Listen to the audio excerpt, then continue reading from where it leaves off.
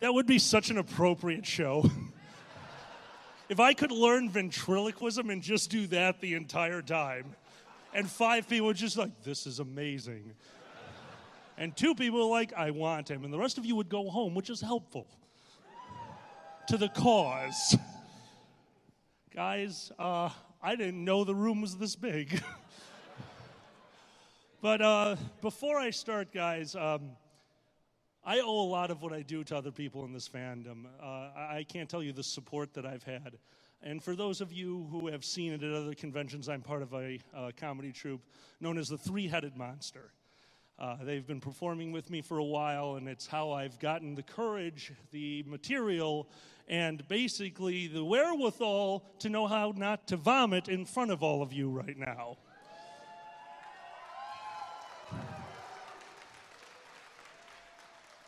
So I wanted to do something, guys. Before I do my set, it is my honor and my privilege to introduce one of my best friends in the world. Ladies and gentlemen, opening for us tonight is Lord Pandez!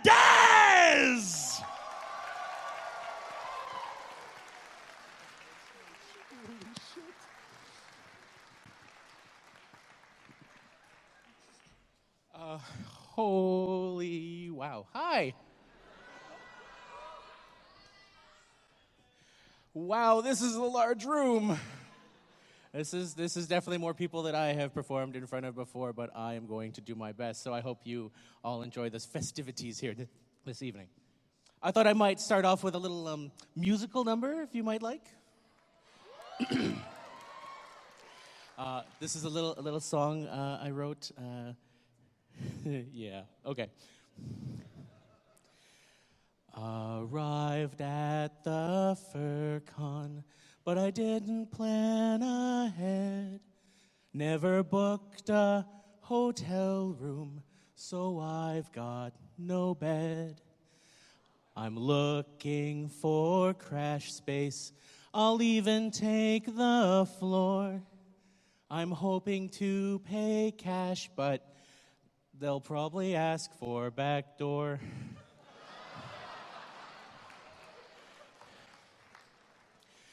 As I'm looking at the furries, there's not one familiar face. I only know Twitter icons, no one's gender or race. I finally find this guy from Offer Meet from last year.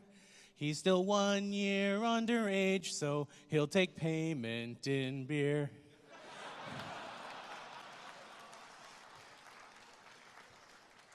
I'm finally gonna fursuit, gonna have so much fun. It's an exact Chinese copy of my favorite one. As I step into the con space, everyone stares in woe.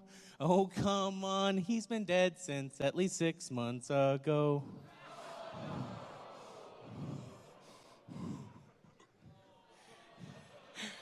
As I'm walking through the lobby, some people approach me.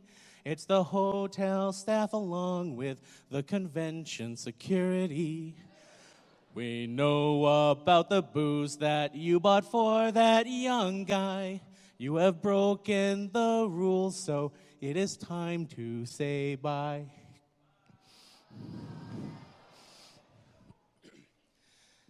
As I'm packing up all my stuff, I'm feeling so sad. Who'd have thought booze for minors could be so bad? I get into my car, then a smile comes to me. I can do this all again in August at IFC.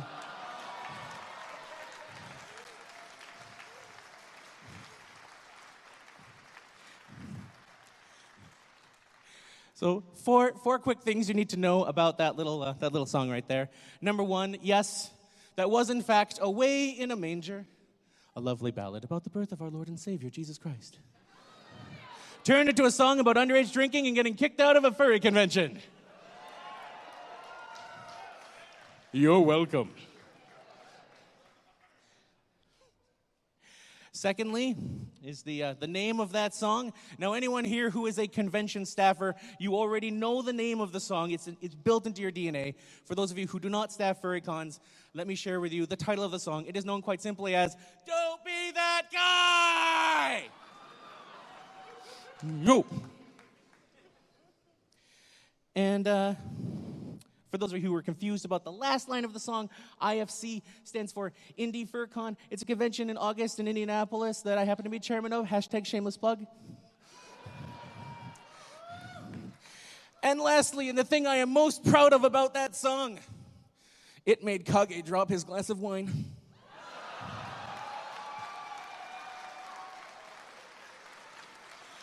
I performed that little song at a convention called Fur Squared up in Milwaukee. And Kage happens to walk in at the back of the room as we're performing. Oh, yes, hello, fellow attendees. What's going on? Oh, they're performing. And I could see his face drop little by little with each line of the song. And finally, with the line, "He died 6 months ago," the glass just went. I swear, he's a great soccer player, though, because his foot just went. And he walked out.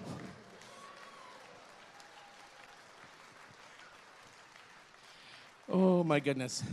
So, quick round of applause in here. Who remembered everything they needed for the convention this year? Every single thing. You did. You did? Yeah, I have not always remembered everything that I should have. I don't know why. One time I showed up at a FurCon, remembered literally everything except my fursuit head. That was fun. I'm like, oh, hands, tails, paws. Oh, no. But I think the worst time was coming here to this convention. See, I finished packing. I was in my car, I was ready to get here. And as soon as I got behind, turned the keys, I'm like, wait. I have to get something. I'll have to pick it up on the way there. I wear a CPAP at night, which is basically like a Darth Vader mask that, like, I wear at night that, it keeps me alive. Basically it forces air down my throat. But the latch on it's gotten a little loose, so, now it's like...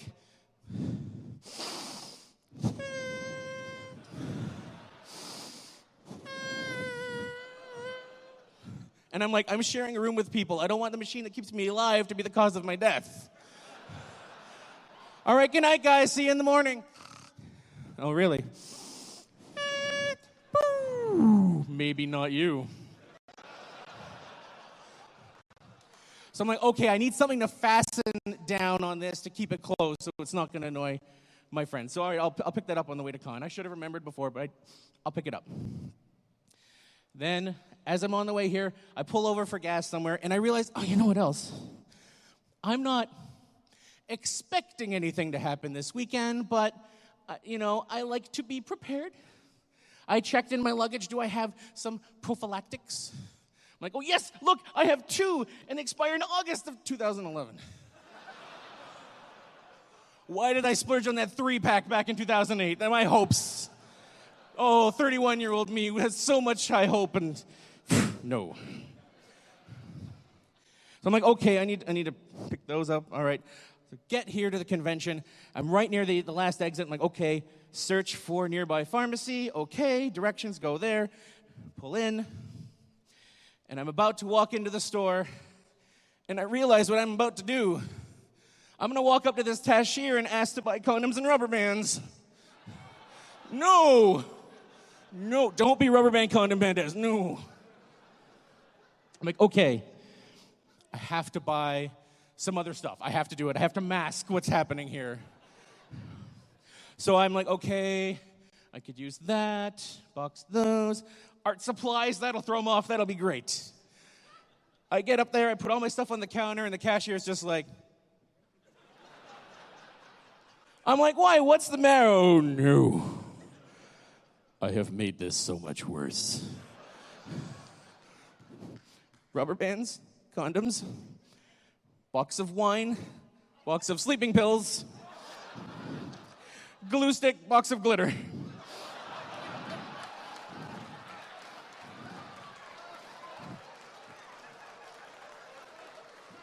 And the cashier is just like, I want to ask you a question. And I'm like, oh, please don't ask. And she's like, so I'm just wondering, is there like some sort of weep party going on? Weep, because this is like the third time I've rung this up today. I'm like, no, I don't know what is just stuff I needed. I'm on my way to the Westin and the Convention Center for, a con this weekend. And she paused mid-scan. Even the machine paused mid-scan. It was like, weep, woo, weep. And she looked at me, and she looked at the items, and I will never forget what she said. Oh yeah, the furries are back this weekend. Weep, weep.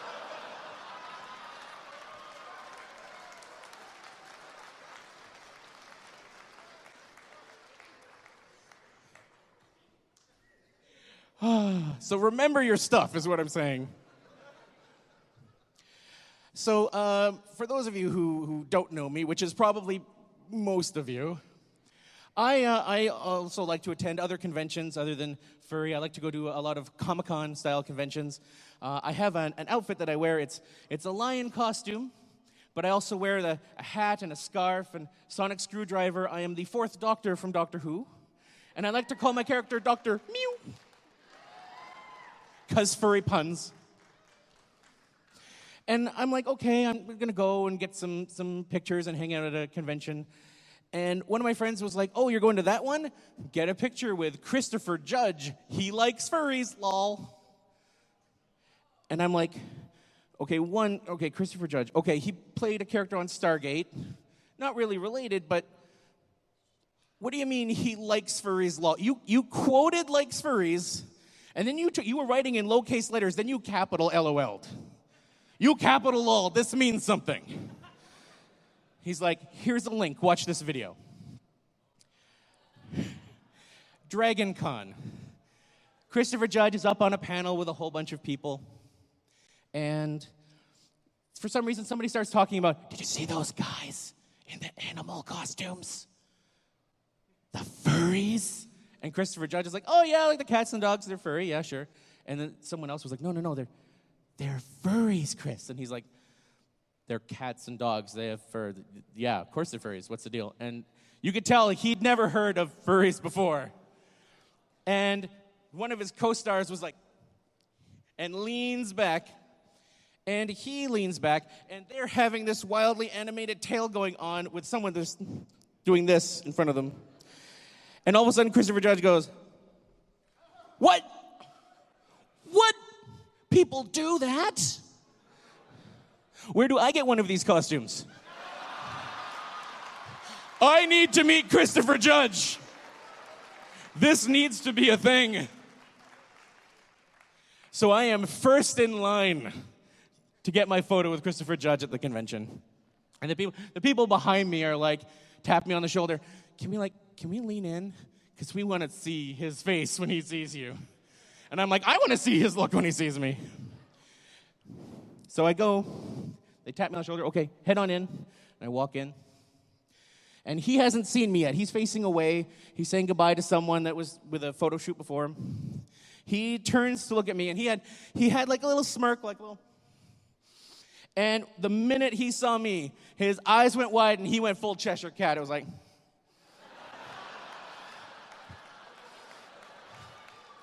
So I saunter on over, and I'm like, okay, let's get this picture taken. And he does the hold up to the cameraman.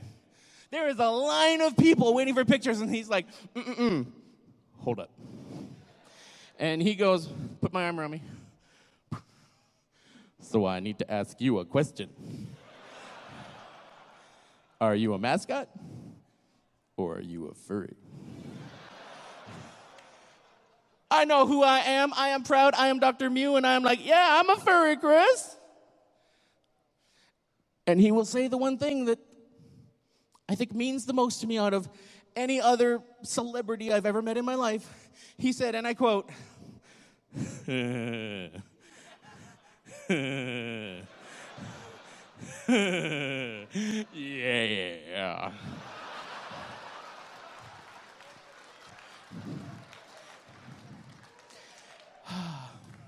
I've had a lot of other luck as well. I've gotten to meet a few other people over the years. I also have another character that I like to wear. He's a panda that's like half regular and half reverse. He's based off of Star Trek. That's where I get my name, Pandez, Lieutenant Pandez, the Star Trek panda. And he's been to a few Comic-Cons, and I was lucky to meet LeVar Burton a few times, get a picture with him, and I got a picture with him like by himself and then with a small group, and then there was another convention. I'm like, okay, he's got a picture with Will Wheaton. I hadn't met Will Wheaton before. I've met all the other Star Trek cast members, but not Will. So I'm like, okay, I'm going to get a picture with Will Wheaton in suit, but right before that, they had a duo shot. They had LeVar and Will, so I'm like, I'm going to get a picture with Will and LeVar out of suit. Take the head off, real me. I don't have many of those. It's always the character. So I'm there, I'm in line, take off the head and everything, leave it all on the table, still wearing the Star Trek uniform, still have the panda feet on, but the rest of me is just, hi, me. And I walk around, and I get right in between LeVar and Will. Standard picture, they're both like smiling, I'm smiling, yay. Click, go to walk away, tap, tap, tap on my shoulder. Hi. LeVar's just like, where's the panda head?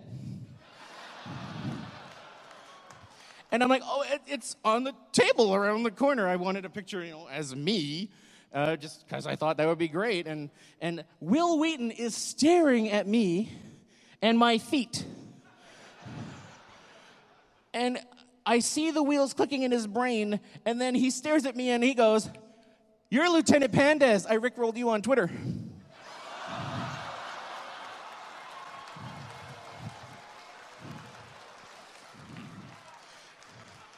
And I was like, you did. I remember that, because this was before you could see the video. It was just like, oh, it's a link, and he replied back to me, and something I tweeted at him, and you rickrolled me, you bastard. Wheaton! So I'm like, okay, I get around the corner, and I'm like, Will Wheaton knew me. I get the head back on, all the parts back on. I'm in line, getting ready for my picture in suit with Will. And once again, tap, tap, tap on the shoulder. And there's LeVar Burton. He's leaving to go back to sign autographs. And he's like, much better, and walks away. I'm like, all right. Wait, did LeVar Burton just call me ugly? Wait, was that a diss or was that a compliment? I don't know. We still going? All right. I'm going to take a sip because it is warm up here. I've never been on a stage with this many lights on me. It's Powerade Zero. There's nothing in here. It's electrolytes and no sugar because I'm on keto right now. You want it? Fine.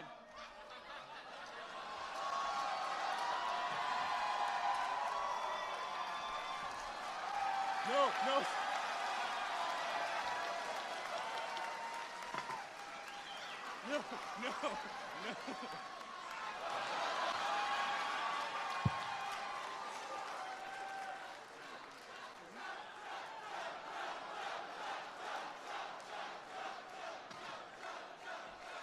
I love/hate you. No, I can't eat bread. Bread is my kryptonite. Leave me alone. I don't want to fall off the wagon. I'll be found dead, gorged at Panera tomorrow. What the hell was that? Oh, absinthe. Fantastic. Thank you.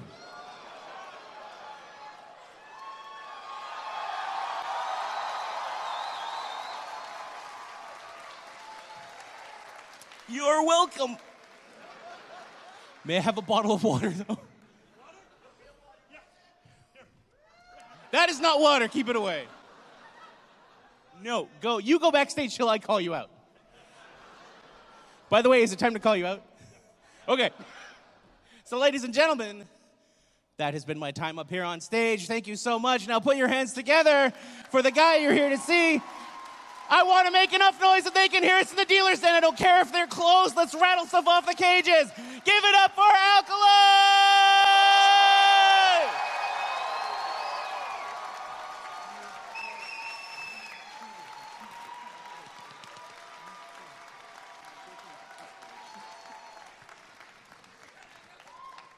Guys, let's give it up one more time for Pandez.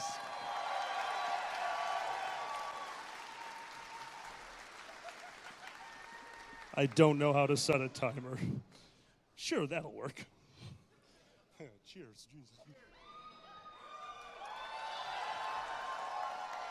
Oh, come on, it's my last one.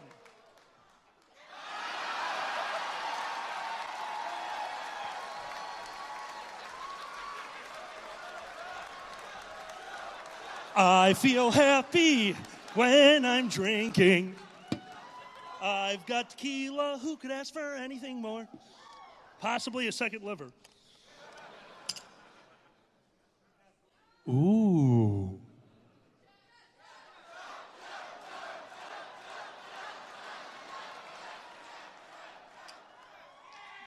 Damn. You got good taste. And I'm an alcoholic. That's going to be I'm going to knock it over, so I'm going to actually screw on the lid.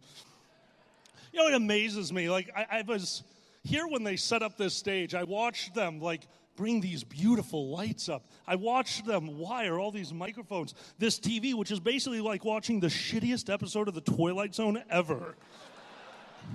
That's what I look like up here? Why are you here? I love you too. It is because of that. It's +3 to charisma. So, I love furries so much. But I watched them build this big, beautiful stage for people like Fox Amore and Pepper and Evil, and I'm watching them build this. I'm like, these people have talent. I once thought I saw a bus. What the hell am I doing up here? Oh, right, that. Because I got a complaint recently, and it's a very valid complaint. They're like, you know, we really don't like how you try to go up there and make drinking sexy. I can see me in the TV. I am not making drinking sexy. That's like saying Grimace was making McDonald's sexy. Grimace, who lost his virginity when the Hamburglar stole it. Come on, he just put it between his buns. This is why you're here. I don't get it either. I had a set list and I don't fucking remember what it was. Somebody scratched it all out. Dragor, I'm looking at you. Jerk. I would like to talk to you about a topic near and dear to my heart. Escalation. I would like to talk to you all today about escalation. Because escalation is that thing, when FurCon started, you can't tell me that it wasn't a bunch of people watching Bugs Bunny and one of them said, I'd do that, and the one went, convention? And that's where it escalated into this wonderful thing that we've had. And we learn every year. Conventions just learn and get better. They escalate. Sometimes due to the hard work of all the wonderful people on staff, all the wonderful attendees that send us your feedback, sometimes dick pics. Guys, stop. It's funny at first, and then it's hysterical. Especially when we just forward them to Kage's address. And then tell his mom to check his email. She's just like, you have some ugly friends. But they mean well. Last year, we got to try something. It might have been last year. I don't know. I'm drunk. At some point in the history of Anthrocon, there, that's a much better way to start. Let's hedge my bet. I don't know when this happened. Here's a joke. We started doing a parade outside. Oh, isn't it cool? Isn't it cool? It is one of my favorite things in the fandom to see the parade go outside. Also, one of my least favorite things in the fandom, because the only way to make it work is to make people with tunnel vision stand on a moving death belt that slowly goes down.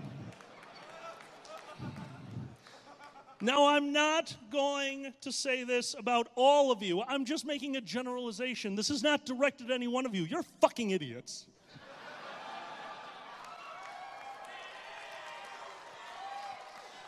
Guys, the first year we tried this, it was very simple. There were two escalators. They were both going down. So we said, please form two lines. They immediately formed a line to the escalator on the left. All right, let's try this again. Can we get you guys to go over here and the whole line move to the right? All right, there are two escalators. Could you please split yourselves appropriately? One guy got on another guy's back and rode him down the escalator. One girl walked down the stairs. I'm a fat guy. That's sacrilege. She got exercise. My exercise for the year is Anthrocon. There's a lot of walking here. But your director of logistics has a cart now, which means I don't have to walk as much anymore. And then he found out about my center of gravity, because if you've met me, my center of gravity is right around no. And he found out that that thing can accelerate quite quickly, and all of a sudden, I'm at the ground. Thanks. We worked on those escalators for the better part of an hour, and the final straw, the absolute last thing, was when we hear from the bottom of the escalators, keep going. Go to your death. You can't even form two lines. This is natural selection. Just go. You guys had backed up all the way to the escalators, and that would have been bad enough where we're kind of panicking. We're trying to figure out what to do. We're trying to get people to stop. We're watching fursuiters, big, bulky fursuiters, walking backwards on an escalator. And all I can think of is Bob Saget still alive? Because we definitely have a chance of winning America's Funniest Home Videos in a minute. It culminated with one of the greatest looks I have ever seen Dr. Conway give me. As the escalator had gone all the way down, you know, they wrap around, and it came out the top. And on one of the stairs was nothing but pink fur. Somebody's tail had been caught in the escalator and left a mutilated furry on one of the stairs. And Sam looked at me, he's like, what have we done? And I said, thinned the herd.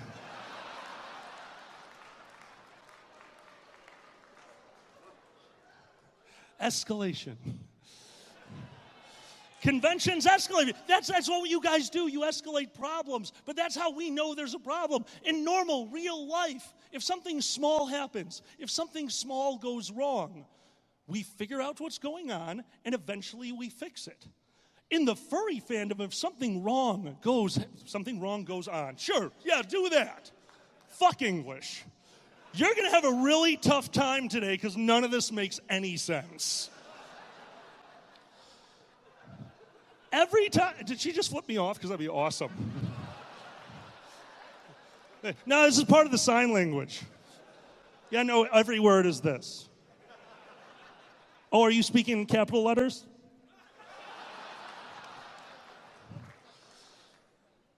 You guys have the tendency to find our small problems and escalate them in a way an artist would be in awe of.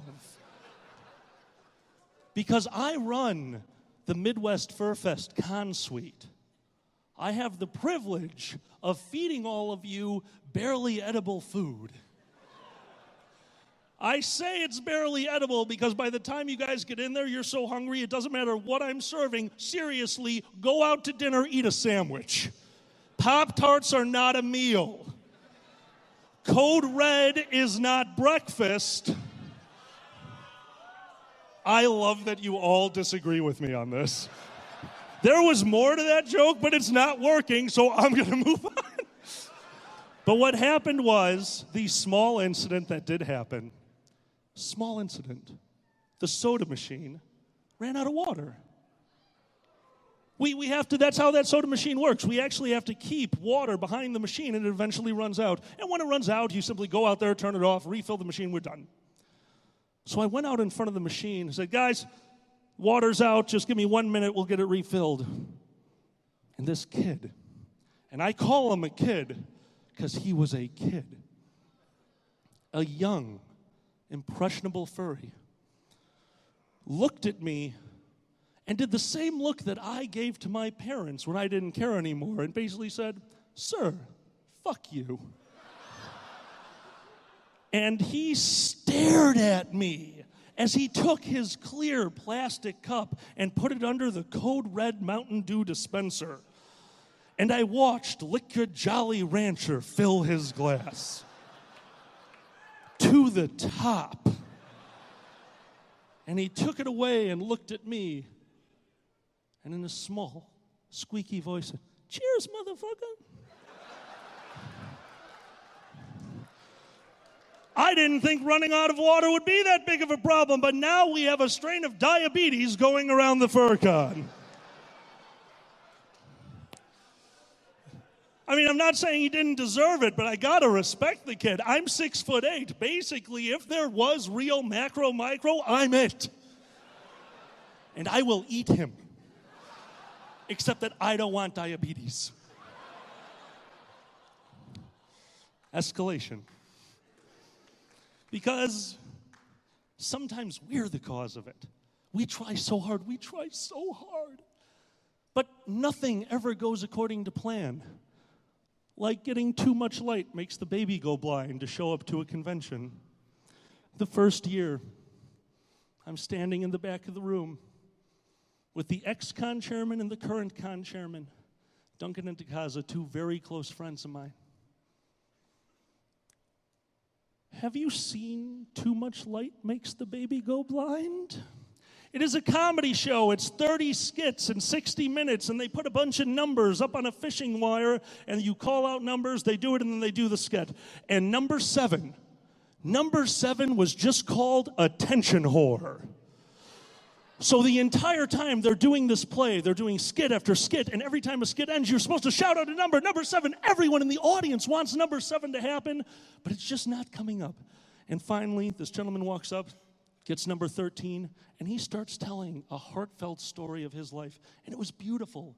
And he got about 10 seconds in when their female counterpart ran out onto stage, grabbed number 7, screamed, "Attention, whore," and took off her shirt. Now, they didn't quite know what to expect. Too Much Light Makes the Baby Go Blind is an improv troupe. And I had the con chairman and the ex-con chairman flanking me, and both of them lost it because there are boobs at their convention. And the filters turned off as one of them leaned on my shoulder and went, "Oh, shit.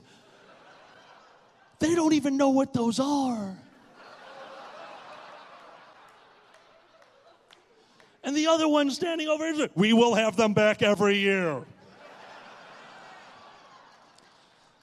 And I tell that story just because I love theater and I love something, and that's something it'll never leave me. Not because of the boobs, not because of the one guy that legitimately did this the whole time, and there is a recording.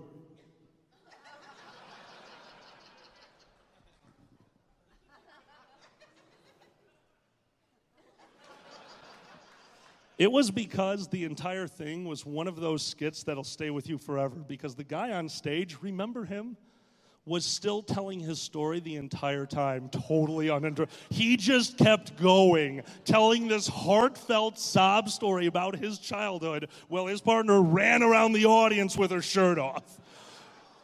And when she got back behind stage, as the laughter was dying down, in perfect time, he goes, "But that's why I'm alive today." Scene! And everyone in the room went quiet for a second, like, what did we just do? That's not right.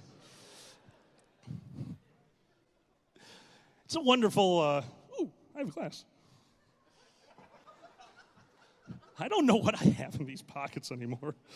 You guys just put shit in here. It's really annoying. I had a duck earlier. Who did that? Oh, I have another flask.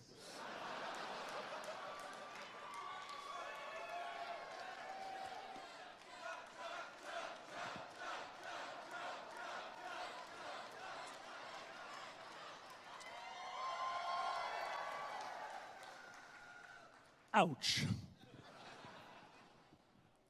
See, escalation can come in many forms. I've been telling you guys some wonderful stories that you've done. We all love those stories because we're a part of them. We like to think that we're the ones because we're so creative. We're so wonderful. I love the furry fandom for that. You guys get in trouble in ways that no one else could imagine. The Dorsai, the book that they keep, oh, they're going to be rich one day. And all of you are in it. But you're not getting royalties. They already told me that. What? It's not real? Oh, that was my ticket out of here. What the fuck is wrong with me? Thank you. I'm at a furry convention. Thanks. It's the top hat. It's one of those brain sucker things from Futurama. I have a friend named Trent. And Trent, one day, decided to climb a mountain. Trent is a friend of mine from work. Trent has an amazing resource because he has too much money and no sense, which is a great combination for stupidity and cocaine. And one day, Trent got a wild stick up his ass. Like when we do, it's like, you know what? Today, I'm going to shave parts of me that are going to itch forever. And he goes, I'm going to climb a mountain. I'm going to stick to shaving. But I want to hear your story when you get back, because you're going to fall off a fucking mountain. Says, no, I'm going to go buy the proper safety gear. He sent me a picture of water wings the next day. Trent went out and did purchase climbing gear. Well, what he thought was climbing gear was actually just a lasso from an out-of-work rodeo climber. Damn it. I can slur too. Well, he went and found a mountain. He drove 3 hours. He didn't know where he was going. He was just like, it gets rocky that way. We're in Illinois. This is flat.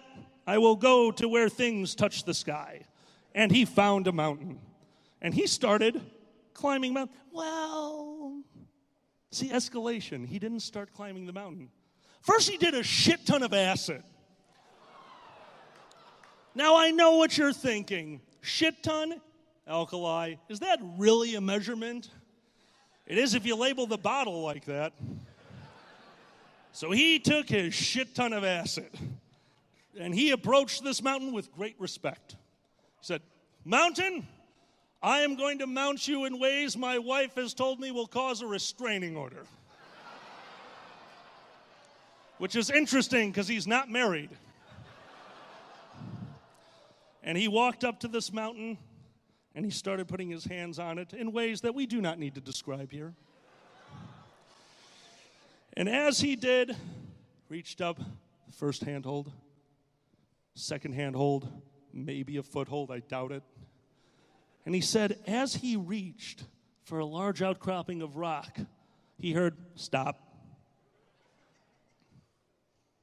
Hey.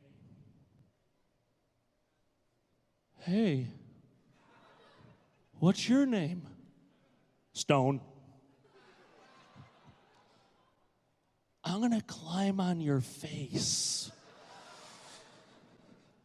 He said that it would have the texture of somebody's facial features, and he got to the nose before he started to get concerned.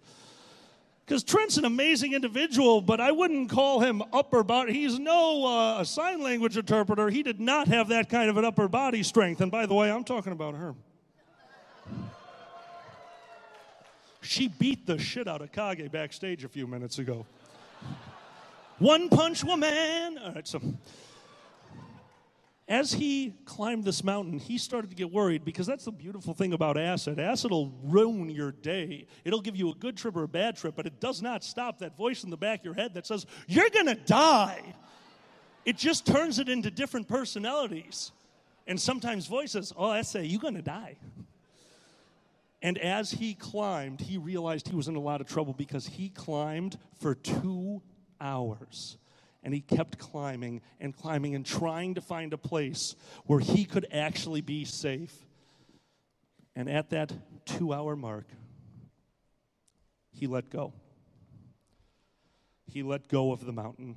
Because at some point, you just give up on acid. Trust me. He woke up the next morning, a little bruised, covered in brambles, and looking around, and it took him a moment to get his bearings. That's when he realized that the night before, he did, in fact, climb a mountain for about 2 hours to the left. I might not know my right from my left. He had gone up about a few feet, found the nose, didn't want to get covered in snot, and started crawling this way. Gave up and fell to his death of 5 feet. And I'm assuming, knowing him, he went, this is a good place for a nap. He walked back to his car saying, I will never tell anyone this story as long as Hey, Alkali, I got a story to tell you. Escalation.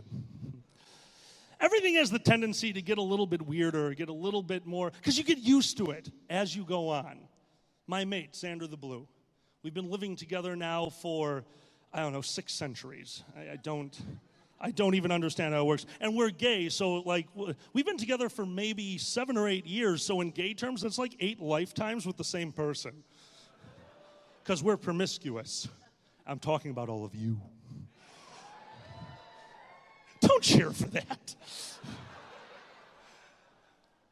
When Xander first moved in, we respected each other so much. We're like, oh, we're living with another person. We have to make sure everything is perfect. The bed should be made every morning. We should all help with the dishes. I shouldn't annoy the shit out of Alkali every waking moment of my fucking life. That changed. But it wasn't him. It's his cat. He has a cat. I'm an animal person. I love all animals. I do love cats.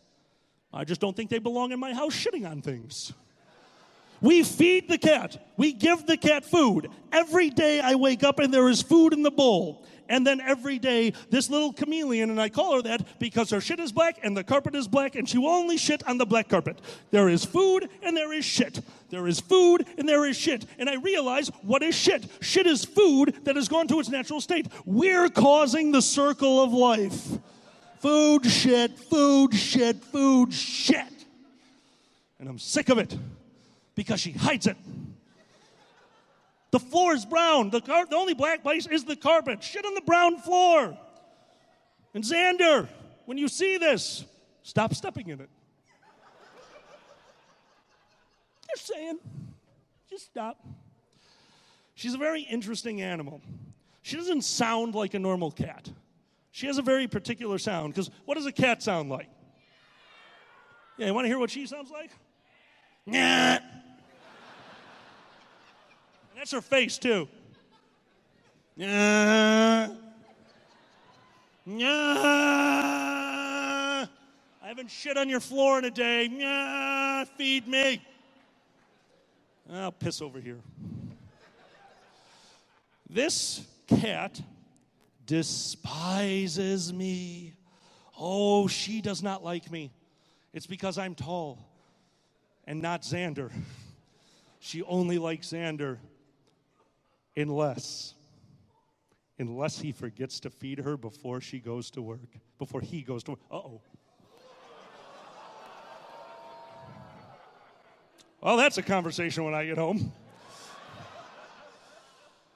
If he forgets to feed this animal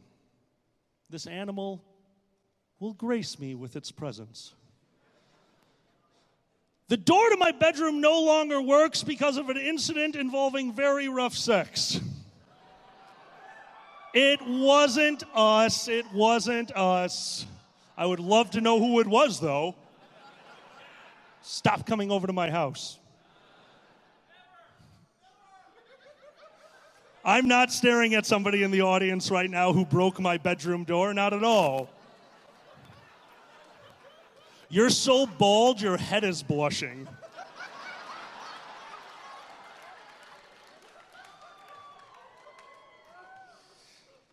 Yes, this cat figured out that my door does not latch. Now, who has pets? Who has pets? Raise your hand. I want to see.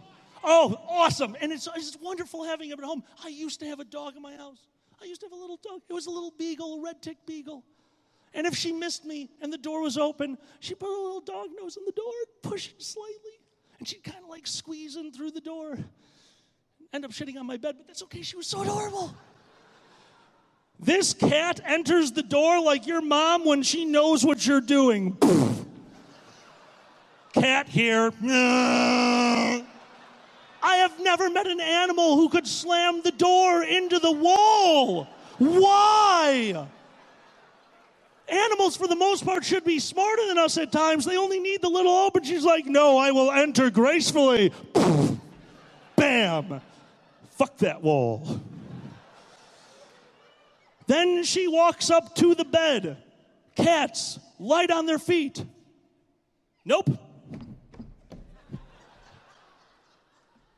Knock this shit over. Oh, is that his clothes? There we go. My clothes now. Then she jumps onto the bed. I am 6'8". Do you know what that means? I do not fit on my fucking bed. My feet hang off. She can see them. They're off the side. And yet every morning, damn it. Damn it. Yes. That cat either has a foot fetish or wants a concussion.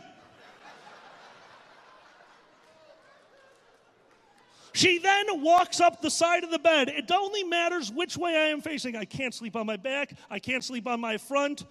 I always sleep on my side. So whatever way I am facing, that is where she goes because she needs to look me in the face and say, nah. And this is how I wake up. Nah. Feed me so I can shit on your carpet. I love you. Until you feed me. Then fuck you. Well, I was done one morning. I had it. I am not going to put up with this little pussy. I rolled over. No, that's not a joke. I just forgot other words for cat. Feline, thank you. And that's the thing about this feline pussy. That time I just wanted to say pussy at Anthrocon. I am never coming back to this stage. Oh, Kage texted me. Uh-oh. You'll never be on the stage again. Haha, joke's on him. I'm not leaving. So, definitely don't.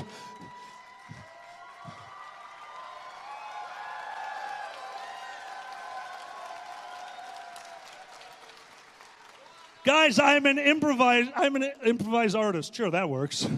I improvise. That just means eventually it all goes to dick and dildo jokes. When Dez was performing and I was watching backstage on that screen, all I saw was this big loaf of bread. I'm like, how can I turn that into a dick joke? Oh man, there's a way to turn that into a dick joke. Oh, it's going to be really wry. Oh, there's got to be a way. Oh, do we talk about crusty cock? No, I don't want to talk about crusty cock. Oh, God. I don't know what you said, but I'm going to assume it's yeast infection. All right.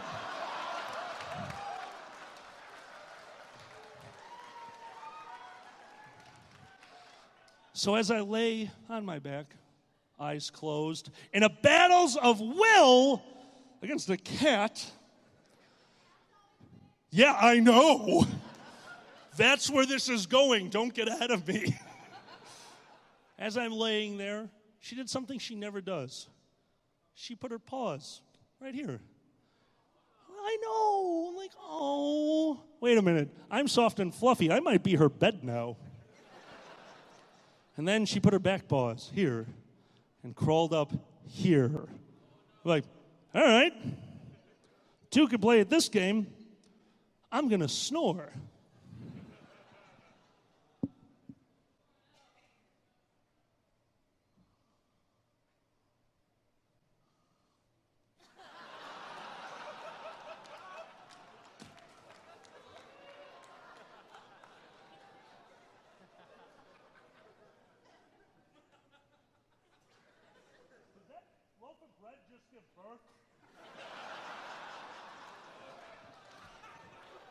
I'm a daddy.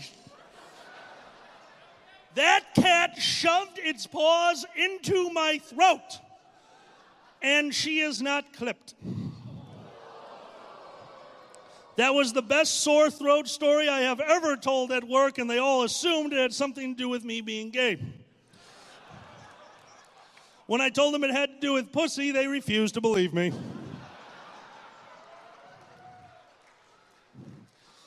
I fed the cat that morning. No one believes me, but to this day, I still say the last thing that she did before I laid down to go back to bed was look at the food. Now, this part is 100% true. Looked down at her food, looked at me, and went into her own bed without touching the shit. That fucking cat. That fucking cat. Escalation.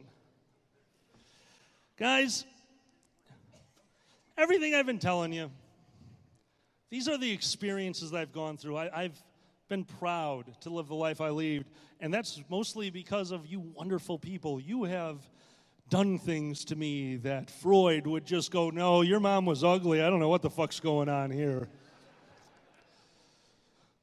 But none so much as my close group of friends. Because you see, one of them had a birthday.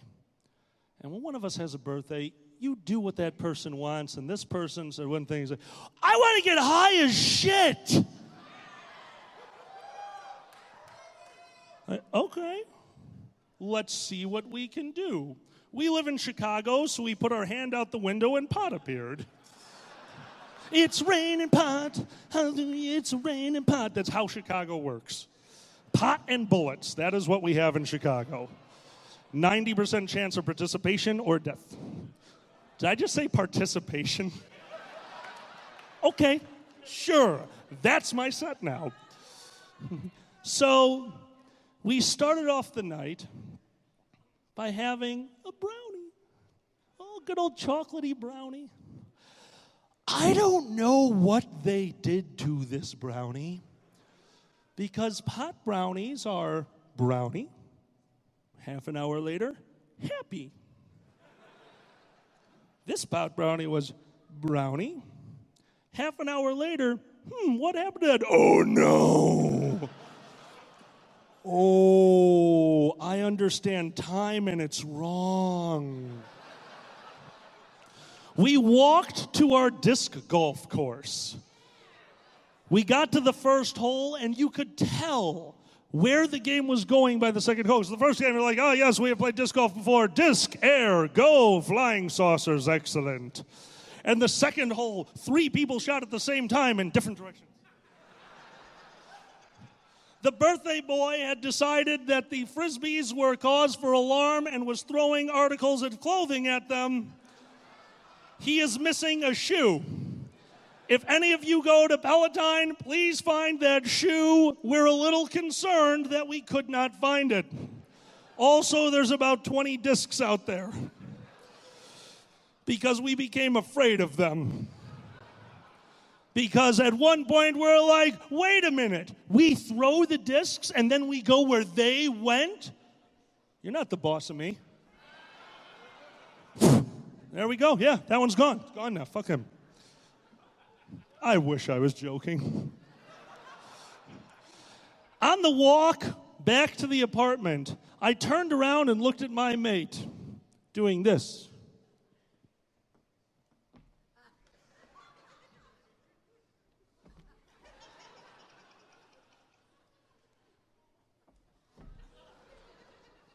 What are you doing? I'm thirsty. So? It's humid. There is moisture in the air.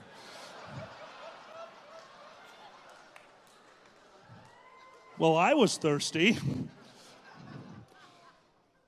If I remember correctly, it was a little black sedan that walked by with 8 gentlemen doing this. They had a good day.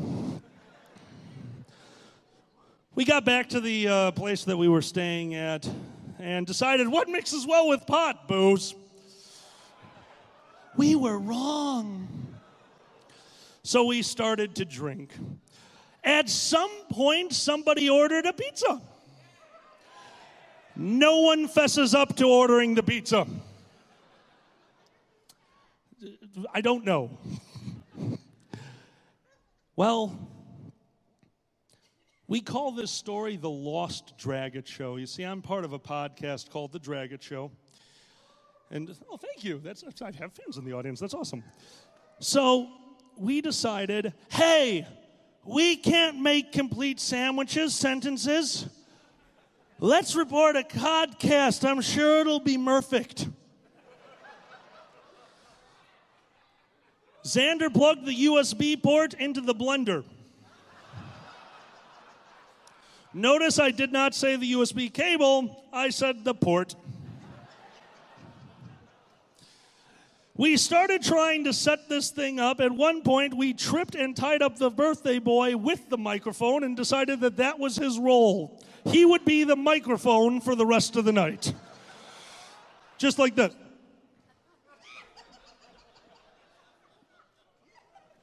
It worked. And one of us, he wasn't feeling too good. He wasn't. Oh, we were in a hotel room, so he went all the way in the back of the suite. And the noises that came out of that bathroom, they weren't human. Because when you vomit, I understand, like it's happened to most of us. It happens to the best of us. Food goes from here to there.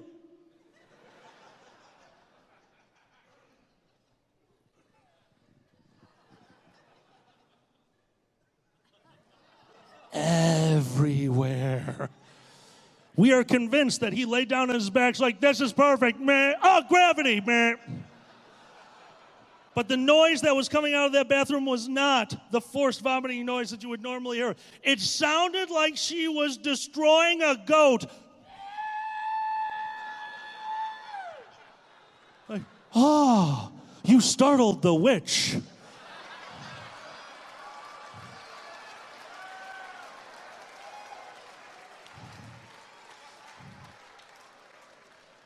There was a loud banging at the door. We were convinced it was the CIA. One of my friends, not knowing the difference between the United States and Russia, was yelling, "Gazpacho's here, gazpacho's here." Yes, we have a recording of this. No. No, you will never hear it because things were said.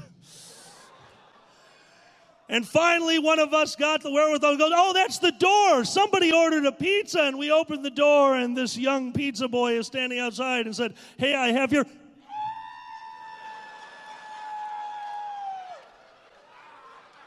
pizza.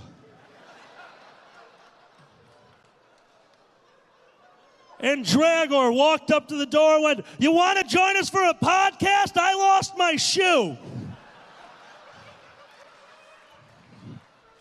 I'm a microphone today. Beep, beep, beep. We have no idea why. That was just how he talked now. And this pizza guy is just looking into the room like, is everything okay? Like, yeah, we're just partying. He goes, oh, I understand that. And here comes our nearly nude friend covered in what could only be described as the pizza from yesterday. Fuck all you guys. Just fuck all you guys. Fucking hate. Just covered.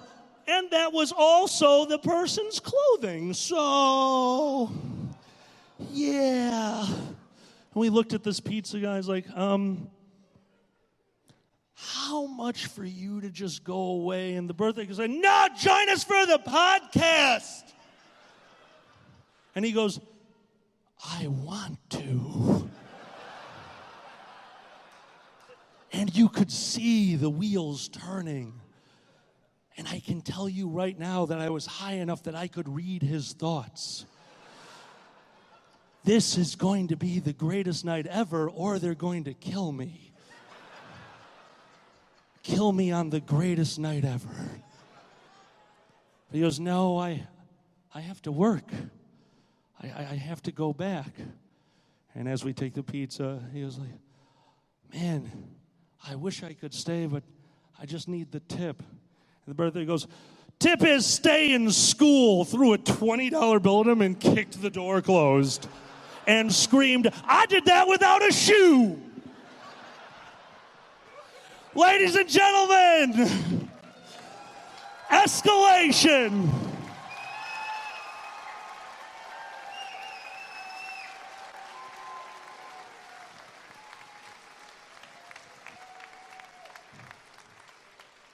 Guys, I just got to perform a full set on Anthrocon's main stage.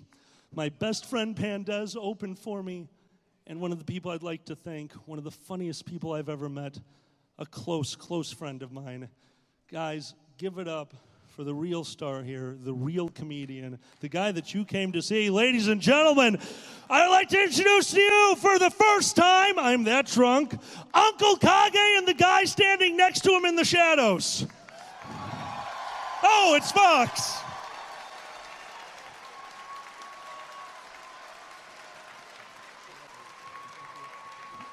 What do you think, guys? Should we have him back next year? I'm sure you asked him why should be kicked out of Anthrocon, right? Dude, you're sweating like a fursuit. Get off my stage. I found this brownie backstage with your name on it. Do you like your present? I love my present. No, mine. Pandez took it like a champ.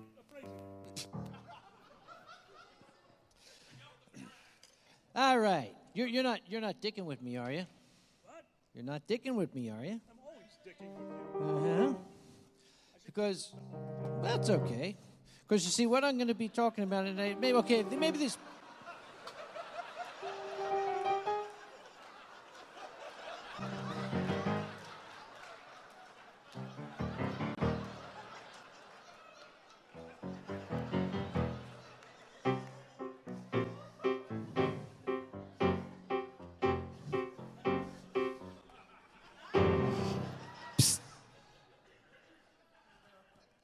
Don't you need that?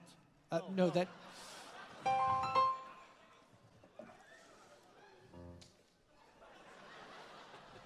That's what the cat does.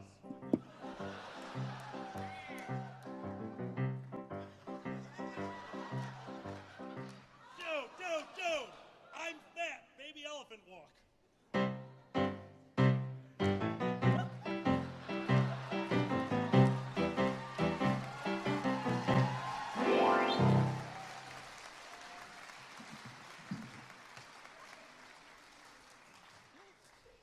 Hi. I'm Uncle Kage for some reason. You might have noticed I'm sharing the stage with the eminent Fox Moore,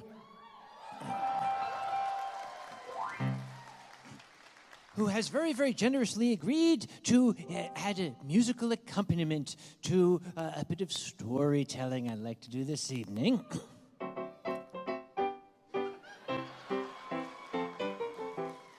And the thing is, he's Scottish. That's so cute. See? You ready, you great watermelon patch? Aye, laddie. Oh, you laughing at, you great clockwork twit? That's his da. Oh, God. All right. As I said, I'm Uncle Kage for whatever reason. I'm the chairman of this organization. Please kill me. Whatever went wrong with the fursuit parade today, that was my fault. I'm terribly sorry. We'll fix it next year.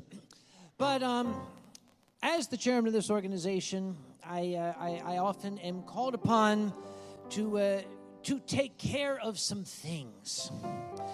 There's a saying in furry fandom that you may have heard, and I probably should have told Alkali it was a PG-13 show, but to hell with that. I think we're done now. There's a saying in furry fandom that you don't fuck with Uncle Kage.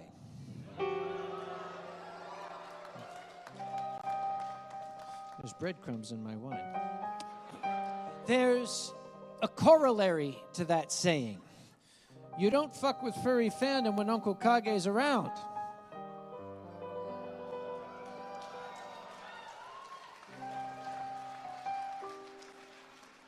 How would you like to hear about a guy who tried to do both?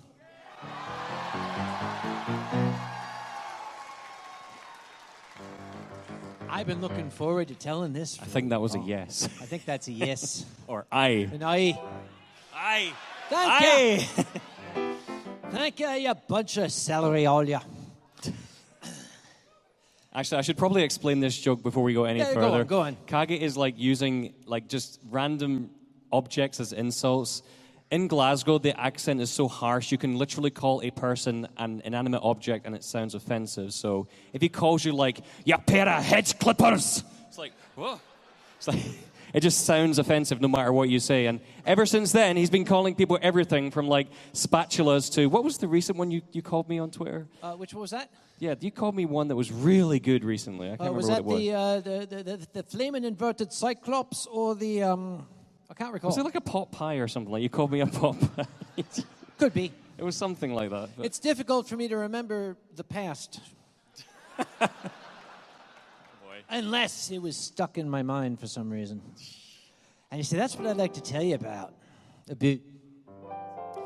Okay, this is Anthrocon, right? That's where you are.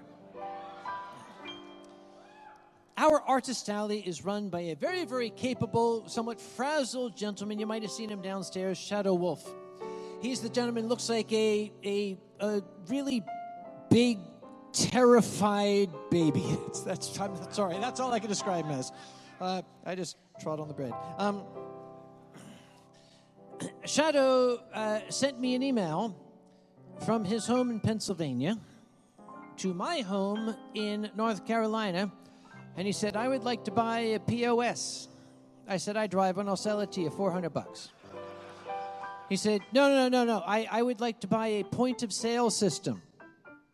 I said, why? He said, because we need one for Artist Alley and Con Store. All right, I said, how much will it cost? He said, about $7,000. And I said, dude, really? And he said, that's why I'm sending you the email from my home in Pennsylvania to your home in North Carolina. But, okay, I trust my staff. When they tell me they need something, pricey, what the hell, okay. He told me we needed it. Yeah, why do we need it? Because it will make these guys' lives easier. Okay, that's worth it. So he wrote back to me that he had found a lovely point-of-sale system from an outfit that was operating out of the great state of Utah. And it was going to be wonderful. All I had to do was call them to arrange payment. Okay, that's easy enough.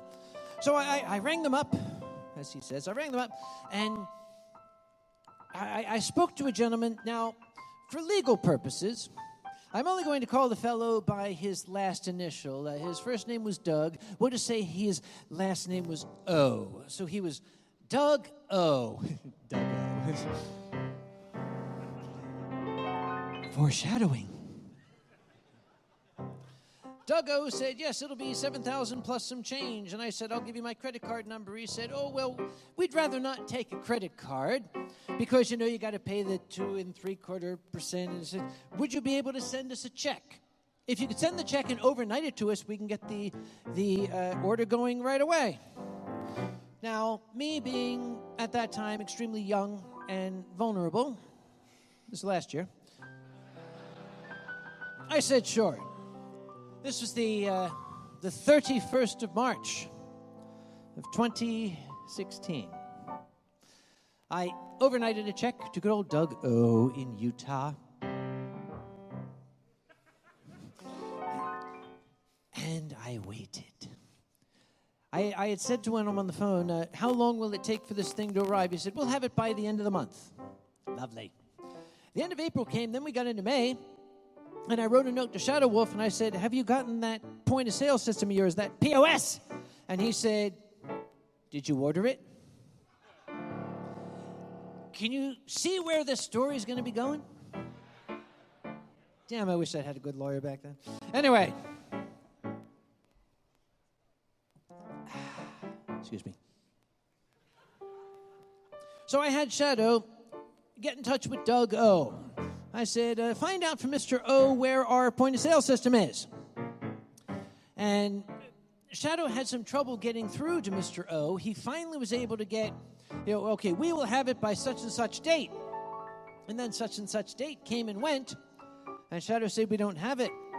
And I said, okay. At what point do you want me to get involved? And Shadow said, not just yet. Let me try one more time. And he wrote back to me a week later and said, Kage, it's time. And I said, oh, good. Because you see, preparations for Anthrocon are very stressful. It's very, very stressful. If I could be given an outlet for that stress, it's like a lightning rod, you know? There. I like him. Am I that scary? I was afraid they'd say that. So I said to Shadow, okay, tell Doug O that I would like to know when we're going to get this. The CEO of Anthrocon would like to know when this crap is going to get here. I actually got an email from Doug O saying, yes, I know. It was excuse A through J. We will have it to you by the 10th of June. And I said, okay, that's the drop dead date. Of course, our convention is at the end of the month. If we don't have it by the 10th of June, that's a problem. The 10th of June came. The end of the day, I called up Shadow, and I said, do you have any packages? He said, no. And I said, good.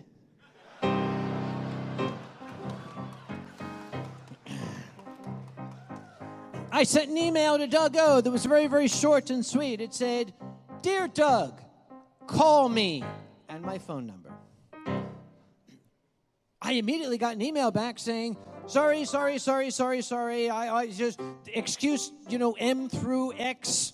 Okay, it's not a problem. It's ready to ship, and it'll be out, the door, and not a problem. So I said, okay, great. So I sent him an email 2 days later and said, has it shipped? And he wrote back, yes, it's shipped. Great, everything's great. And I said, and here's the part where people think I'm making it up because it sounds like something that is just too stupid.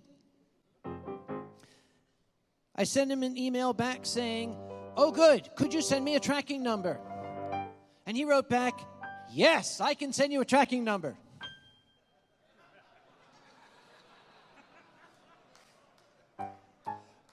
Okay. When are you going to send me the tracking number? He said, I'll send it to you by the end of the day. All right. Okay. The end of the day came. I probably should have asked him which day.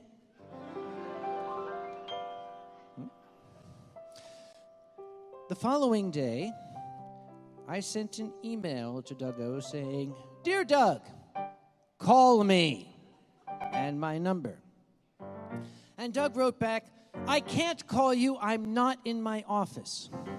Imagine that in the entire state of Utah, there's a single telephone located in Doug O's office.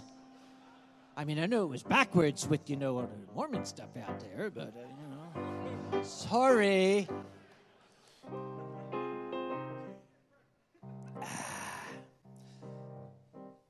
I didn't like that answer. So I said, okay, I want that tracking number, and I want you to send it to me now. I got back the strangest reply. I wasn't sure what to make of this. The email that I got back said, Dear Sam, I don't like your attitude. I'm not going to talk to you anymore. It said, I'm only going to talk to Shadow from now on. And I said, this is getting good. Oh, boy. So I wrote back, very patiently, finger shaking slightly. I wrote back, is that so? Hello, Shadow CC'd on this. Cancel that order. We don't want it anymore. Order me another one. And Doug O sent, look, I'm telling you, we already shipped it. You can't cancel it. I said, then give me the tracking number. And he said, I will tomorrow.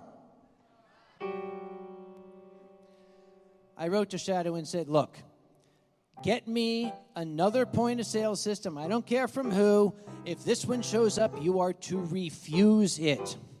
Incidentally, Doug, I want our money back. Not my money back, not Anthrocon's money back, your money back. I want that money back, and I am going to give you 10 days. He wrote back this long, rambling dissertation about my ancestry. Some of it was true, but we're not going to get into the details. You can talk to my mom about that. I didn't even read it. I was busy. We're getting ready for Anthrocon. So Shadow called and said, we have a brand new point-of-sale system. I don't know if I told you this. The new point-of-sale system came with an operating system disk for the computers. He tried to link it up to Doug O's point-of-sale system, and this malware warning came up. And Shadow sent this to me, and I said, this is really starting to get good. Anthrocon came and went, and I realized I had not heard from Doug O. So I sent him an email saying, Dear Doug, I have not heard from you. Where is my payment? He didn't write back in the next 60 seconds, so I decided to take the next step. I looked up online, this internet you kids are so happy about, with the buttons and the return key and all. How to file a lawsuit in the state of Utah. I don't know if this is the same everywhere. If you got a small claims lawsuit in the state of Utah, all it takes is fill out this 2-page form and send us $150. Okay. I do that going to the bar on Friday. This is going to be great.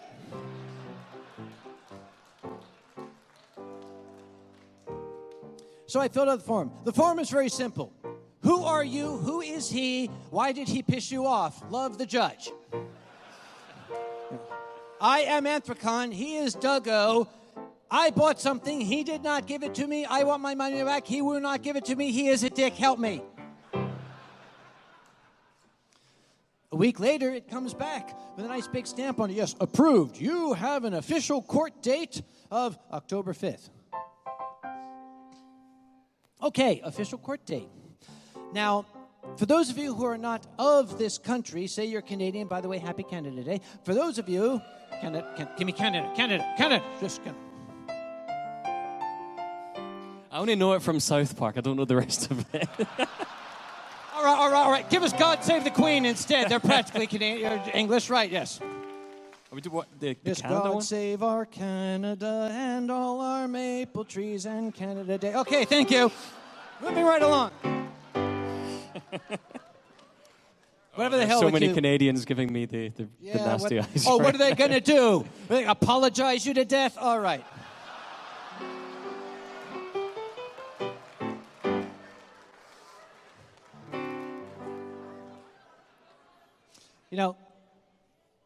We can pick on Canada. We have the right to pick on Canada. Why? Because we pay a fuckload more for our health care than you do. Sorry, let's get back to the story. Where was I? Oh, yes! In this country, once you have filed your lawsuit with the dick, that's the official title. There's you and there's the dick. You have to serve the papers on this person.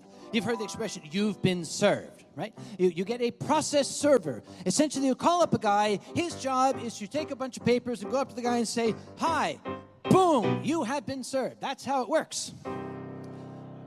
So I called up a process server in Utah.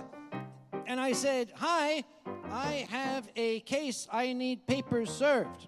And the process server said, okay, what is the dick's name? I said, well, the defendant's name, that's short for defendant. The defendant's name is O. And the process server said, Doug O? I said, as a matter of fact, yes, it is. Do you know him? And there was a pause, and the gentleman said, "Oh, well, we know, yeah." I said, "Okay. Do you need his address?" No, we got it, no problem. So a few days later, I got back from the process server. Yes, he has been served. He has been summoned. You have a court date on the 5th of October. Yay! In Salt Lake City, Utah. So I had to make arrangements to fly to Utah. Now, I'm going to appear in court, and I'm going to be facing Doug O. If you're going to go to court, you don't wear this. Okay, this is not proper attire for court. You want to look nice, right? Shut up. Shut up!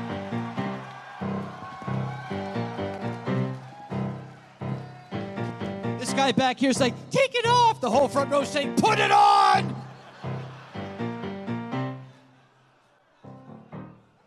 If you're going to go to court, you want to look good.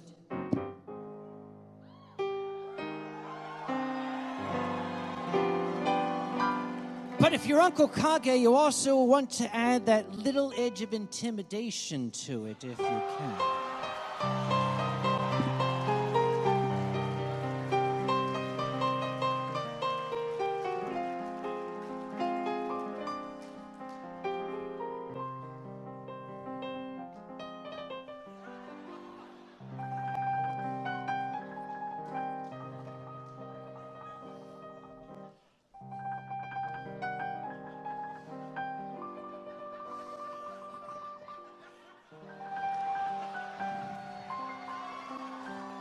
Now, do you want to fuck with Uncle Kage? Bring it on.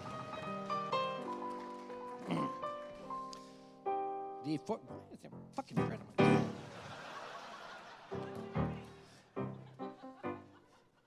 The 4th of October, I flew out to Salt Lake City, Utah, and I got myself a rental car and found a nice little hotel to stay in.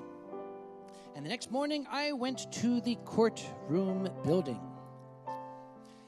Now, there was something they hadn't really prepared me for. When you go to the courtroom building for the small claims court, it's a big, huge, open waiting area where everyone who's going to be appearing in court waits, no matter which side you're on, whether you're the plaintiff or the dick. So I went in all these chairs and I sat down. I thought, I don't know what Doug-O looks like. I'm just going to sit here and stare at my knees. And I sat there for a few moments and looked around, and about 40 other people were in there all staring at their knees. And at exactly 8:30, a door opened, and a nice, what do you call it? Bailiff guy comes in. You ever see Judge Judy? That nice bailiff guy they got there, with the big biceps, almost like Bix, but not as sexy, or as bulgy, or as, erection-inducing.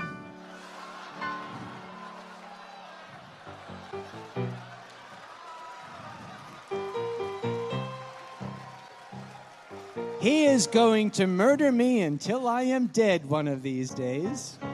Do you notice him nodding? Let us hear it, by the way, for Bick and Lauren, our interpreters, making this available to folk.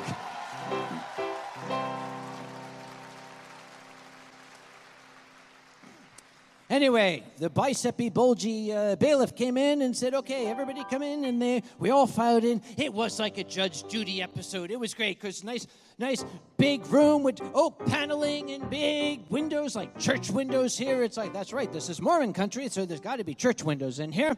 So I went in and I sat down, and it's like, yes, it must be a church. Okay, felt very good. And I went in and I sat down, picked up the hymnal, and okay. And the bailiff came in and was asking everybody, what is your case? Yours. And you, Anthrocon? I said, yes. Yes, he said, I wrote it down. And he went back out, and he came back in a few moments later with a court reporter and a judge. He said, all rise. All rise, we did that. And he said, everybody whose case is going to be adjudicated by, what do you call that thing when you get a guy in who says, I don't like you, fuck off. What's his name? Oh, yes, arbiter. You're the lawyer. What the hell good are you? That's the Bootsy Badger in the front row. This is so amazing.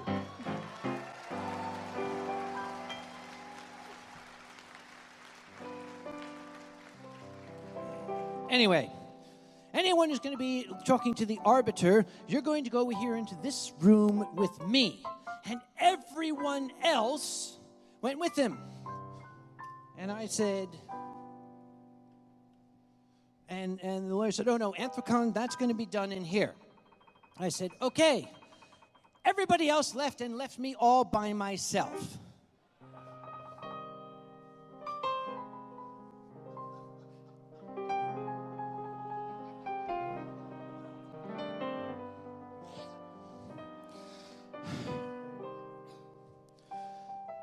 I'm looking around the room, and it was all quiet and kind of spooky. 10 minutes or so went by. Got kind of bored. I was looking up. The judge had this big swivel chair. I'm thinking, that'd be kind of fun. No. And after a little while, the door in the back opened. And this little Mexican guy came in with a vacuum cleaner. He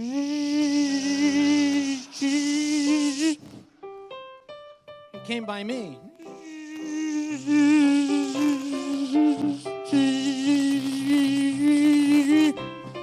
And then he went out and left.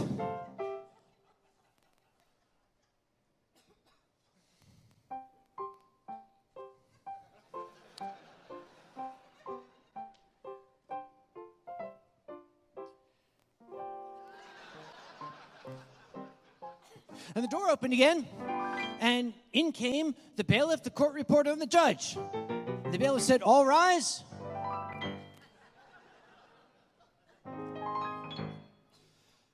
And the judge said, Anthrocon, right? Yes, that is, I am him, yes. He said, okay, step forward. And I stepped forward. This is a good part. They had a lectern there. They gave Uncle Kage a lectern. I'm a goddamn scientist. I'm at home behind one of these. Ask me the questions, Bridgekeeper. I'm not afraid. So the judge said, where's the defendant? I said,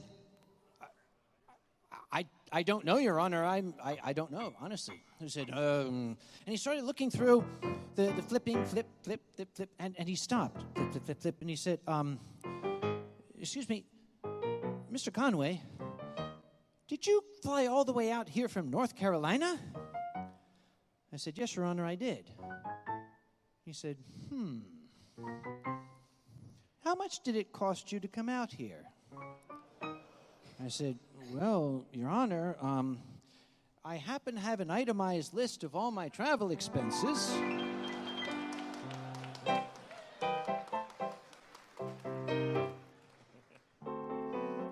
And the judge went through, okay, airfare, okay. Rental car, gas for the rental car, okay. Hotel. Did you have breakfast this morning? Yes. He said, what did you spend on breakfast? I said, 11, 12, 25. Okay, yes, that sounds right. We got it up to like $8,500.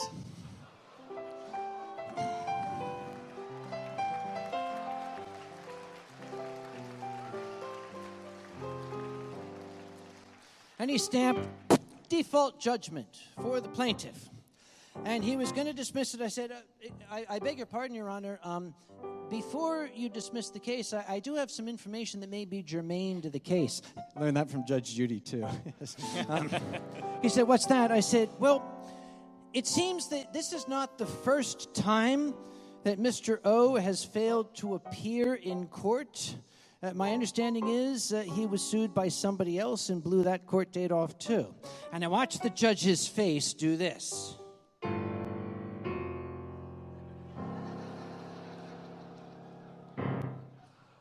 He said,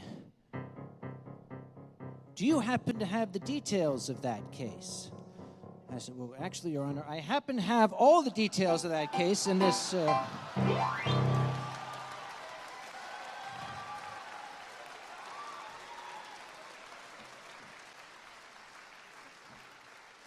The judge looked very stern, very cross. And I decided to go out on a limb. I said, I honestly don't know, Your Honor, if you're in a position to advise me and such, but it's 9:30 in the morning. My plane doesn't leave from Salt Lake City until 6:30 tonight. Would you have any opinion, one way or the other, about me driving out to see Doug O himself and handing him all these papers personally?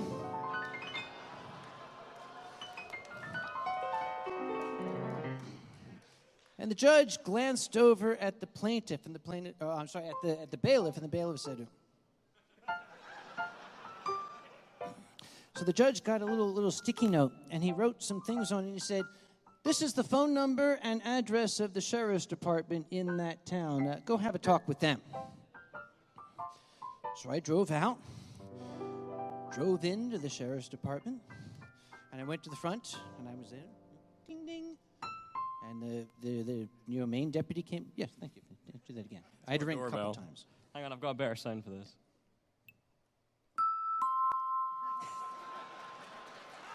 One more time. It's broken. Fuck. We'll get that mended. Quit your cackling, you. Anyway. The lady, with the sheriff stuff came out, and she looked at me and she says, oh, are you a lawyer? I said, ma'am, lawyers only dress like this on TV, really. And she said, can I help you? I said, well, I've got these papers that say, you are a jackass, give this man money or you're in trouble. And I went to give them to somebody, and I wanted to talk to a deputy. And I could see in her eyes, oh, God. Oh, we got to deal with this guy. He looks like an asshole. All right. So they sat me down, and a nice sheriff's deputy came in, and he looked the same. Oh, little booklet he had. All right, okay. Yeah. All right. What's your name? Conway. And okay. And the problem, and what is the name of the guy? And I said, well, the guy's name is O. Doug O? I said, well, yes, as a matter of fact. And the deputy said, oh, really? Oh. I said, I was kind of hoping that maybe if nobody here had anything else to do, that maybe you could, go with me when I went to visit Mr. O with my papers. And the deputy said, I'm not busy.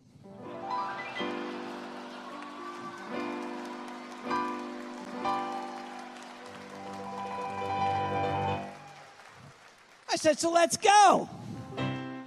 So I got in my car, the deputy got in his squad car, and we started driving through town. This is infuriating. When you're driving behind a police car in a 25-mile-an-hour zone, it's like, dude. See, I'm a native Philadelphian. Doing the speed limit is akin to a cardinal sin in my hometown.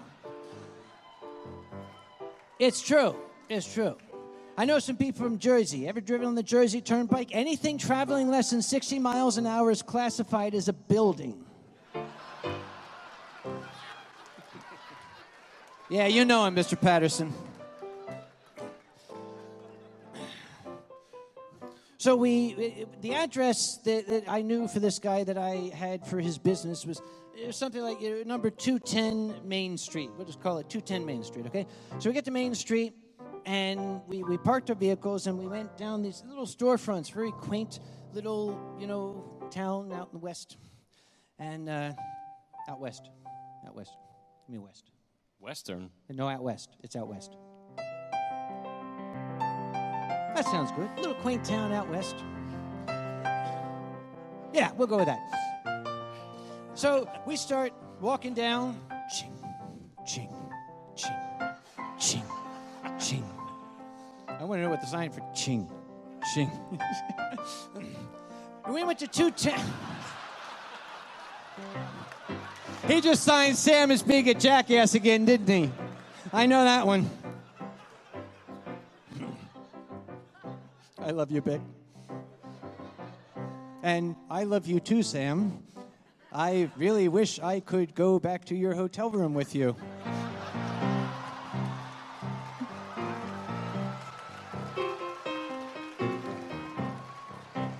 He is gonna murder me, and it will be hot.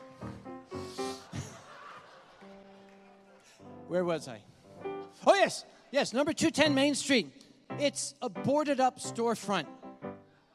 But there was a little sign on the front that said, delivery is to 210, please go out back. And the deputy said, well, maybe we should go out back. I said, well, you're the cop, let's do it. So we went out back. Ching, ching, ching, ching. We went around back and there were no numbers on the doors, just door. So I picked one that looked like it was probably 210, and I knocked on it. And this very, very charming young lady answered. I said, excuse me, miss, is this number 210? And she said, yes. I said, oh, I must have the wrong establishment. I was actually looking for Mr. O. And she said, Doug O? I said, yes, as a matter of fact. She said, is he still using this as his business address? He hasn't been here for 2 years. And I looked at the deputy, and I looked at the lady. I said, well, I'm very sorry to bother you, ma'am. I'm afraid we've wasted your time. You've been very kind. And she said, well, wait, I might have something that might help. And she ran in the back, and she came out with this big rolled-up blueprint. And she unrolled it for us. And we looked at it, and it was the blueprint of the office that Doug O. had submitted to redecorate it when he had moved in those many years ago.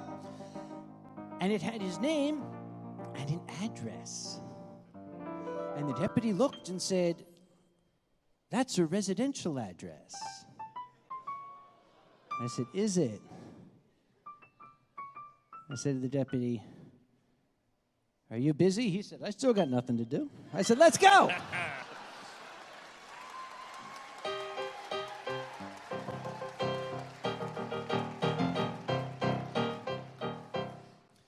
We drove out to this address. We got to the end of a cul-de-sac.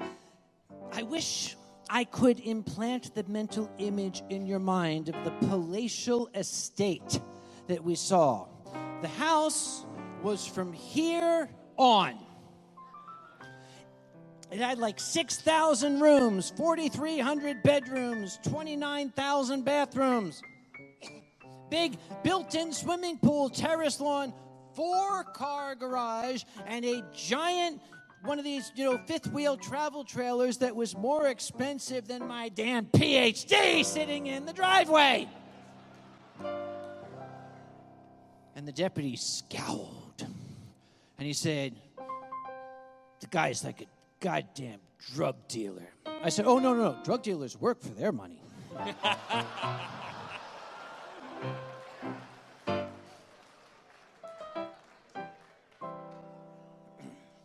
So we went up and we knocked on the door. I couldn't help noticing that the deputy kept doing this.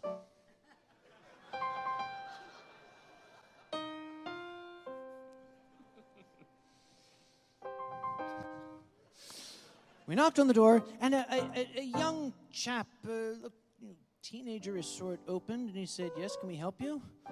And I said, yes, is this the Doug O. residence? And he said, yes. I said, well, is Mr. O here? And he said, well, no, he's not. May I ask what this is about? I said, oh, well, it's just I imagine you're Mr. O's, you're his, and the kid said, I'm his son. I said, yes, you're his son. I learned that from the media. Oh, you're his son. Well, your father and I, we had an appointment for breakfast this morning, and he didn't show up. I just wanted to make sure everything was okay. He said, well, I think it is. I said, oh, okay. Well, when do you expect him home?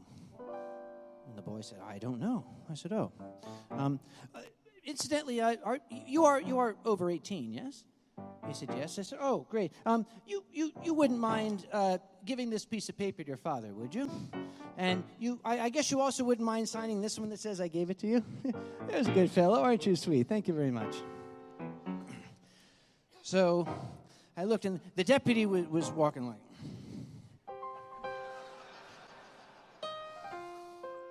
We got to the street, and he suddenly perked up. He went,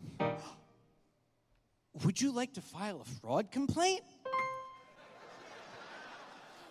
I said, well, I actually already spoke to the police in this town. I don't know if that constitutes a formal fraud complaint. He said, well, who did you speak to?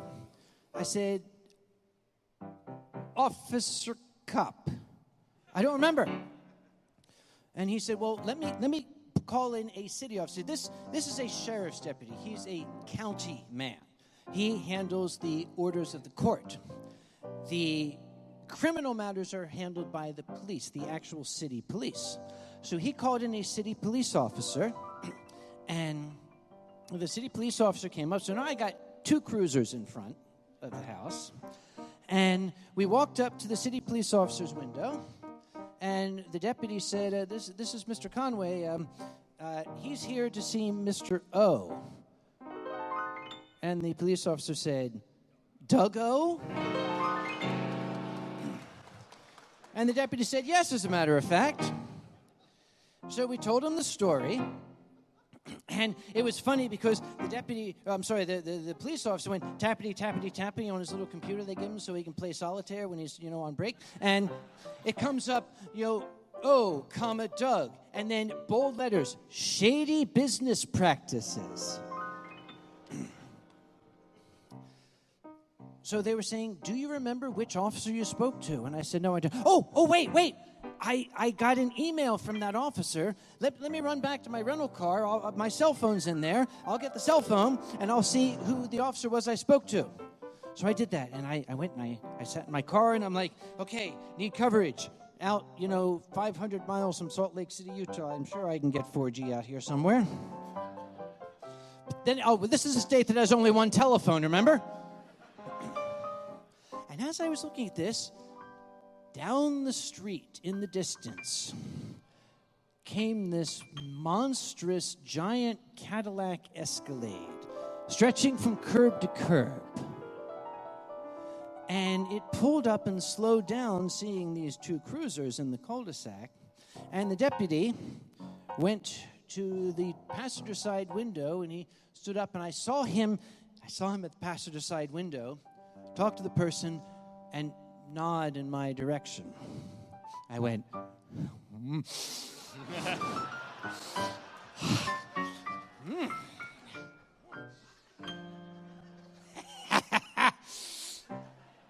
The Escalade slowly pulled past the police cars, went into the 4-car garage, and the door closed. And I hopped out of the car, and I said to the deputy, the deputy said,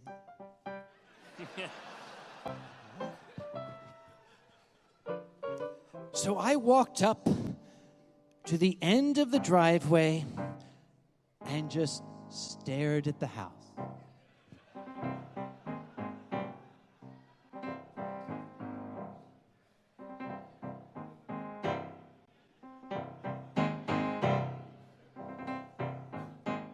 I got all day.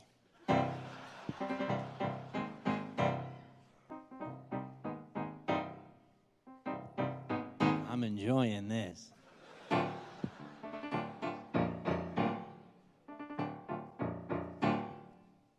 After some time, a door opened and an older gentleman came out holding that same piece of paper. And I said, Doug, is that you?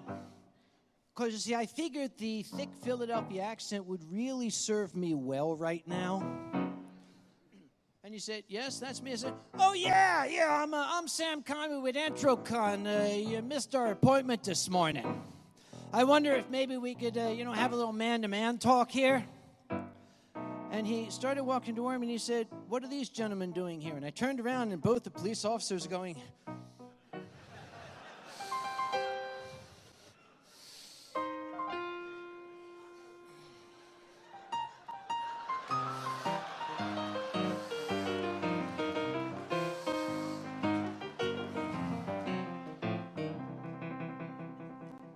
Thank you, Fox. I said, oh, yeah, these guys, they found out I was a visitor, and they just was afraid I was going to get lost on the way here, but that's neither here nor there. I'll tell you what, you're a busy guy. Let's just get right down to the bottom. He owes me money, and I want it, okay? And he said, well, you tried to, cancel the order, and we were going to send us... Doug, okay, Doug, wait, I'll tell you what. I'm going to save the time, all right? I'm just going to say this once. I got fucking doctor in front of my name. Don't dick with me. I'm smarter than you, okay?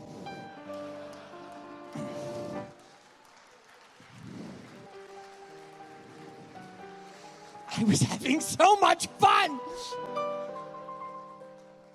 I said, okay, I'm going to make you a deal, okay? This is real easy. You see, you might notice the judge, he gave me all the money that you're going to owe me for coming out here, including all my travel expenses.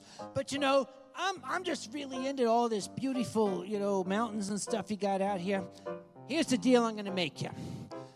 I'm just going to hold you to the principal amount that you owes to my organization. My organization. The rest of it, I'll let you go on, all right? You give me back what you owe to Anthrocon, and the rest of it, we'll just call it square, okay? How's that? He said, well, that sounds fair. I said, yeah, it is. He said, well, give me your bank account information. I'll wire the money to you.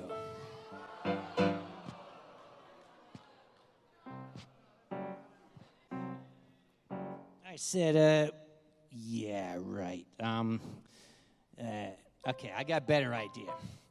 Suppose you get me a check, one of those certified checks, right? And you just send that to me through the mail. I recommend that you get a tracking number for it so you can tell me when it's coming. And he said, well, certainly I'll do that. I said, yeah, when? He said, I can have it by the 22nd. Okay, yeah, great. The 22nd of this month. October 22nd, 2016. Okay, all right. Mail times and everything. Okay, I'm feeling generous today. You get it to me by the 31st, and we'll just call it square. Okay, how's that? Get it to me by the end of this month, and that's going to be the end of it, all right? How's that? And he said, okay, great, deal. And I said,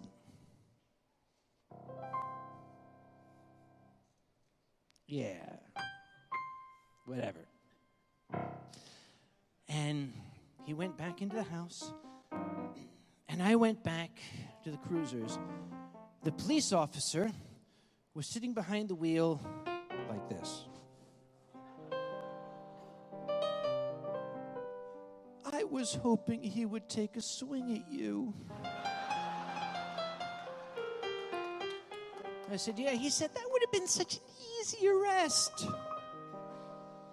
Well, while I was talking to him, that garage door opened and that giant Escalade came back out and started coming toward us. And I'm leaning in the window of the cruiser, and I didn't look, and I just said to the police officer, I said, hey, you think he'll try to run me down? And the cop said, oh, let's hope so.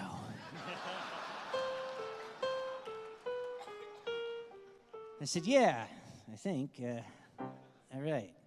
But he kind of did this wide turnaround, and as he did, I just did this.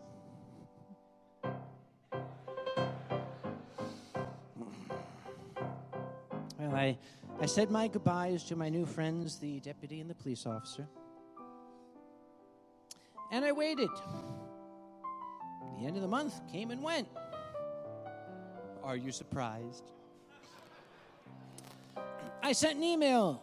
I said, yo, Doug, I was kind of expecting to have them. I even wrote in that accent to keep it up, okay?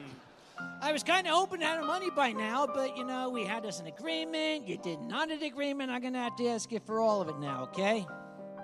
He didn't write back. Now, the internet is a strange and wild and dangerous place, full of pitfalls and dangers. But if one knows what one is doing, one can find out little details like, the business number Doug is using currently. So I did. And I called that. And a young lady answered, hello, this is O Enterprises. I said, yes, I'd like to speak to Doug. And she said, may I ask who's calling? Okay, there's one or two ways I can do this. I said, okay, we're gonna play it straight.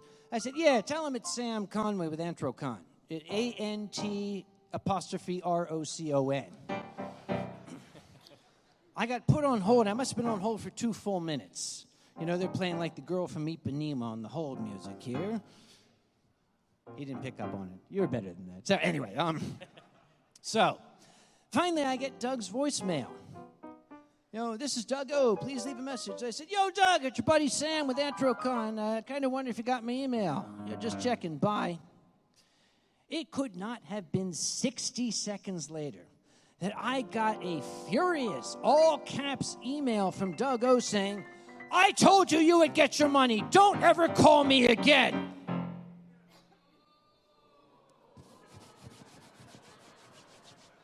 I wrote back, but Doug, I like talking to you.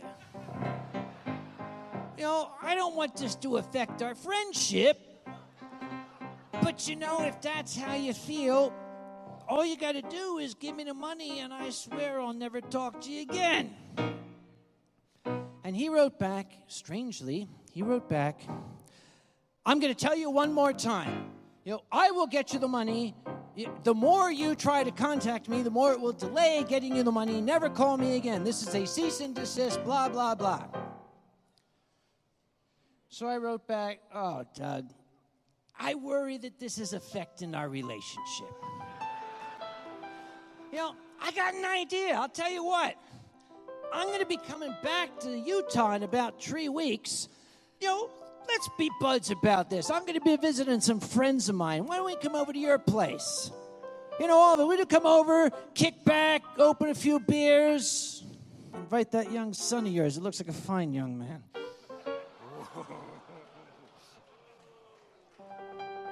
Don't give it. I was pissed off. Don't give me that shit, okay? Where were you when I needed you?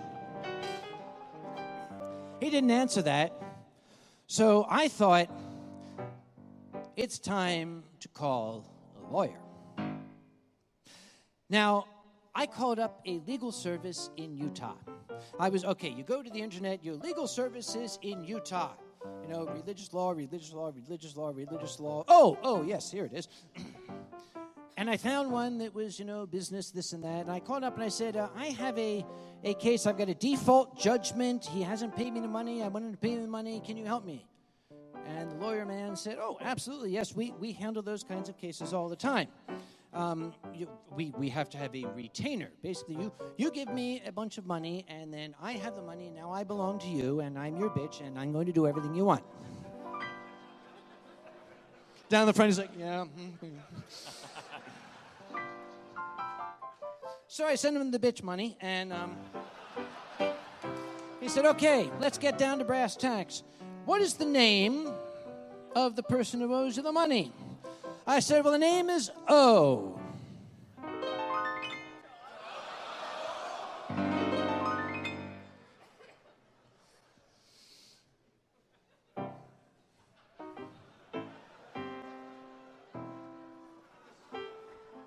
So he got off the phone, and after a little while later, he came up and said, okay, there's a couple things we can do. First, we could put a lien on his house. That way he can't sell his house until he pays you. I said, yeah, that could be 35, 40 years in the future. I kind of want the money now. He said, well, okay. We could have an order sent to him to appear for a supplementary hearing where he'll have to explain to the judge why he hasn't paid you. I said, yeah, but son of a bitch didn't show up for the first one. What makes me think he's going to show up for the second one? The lawyer said, well, we can get a writ of execution where we start seizing and selling his personal property to pay off the debt. I said, that's the one.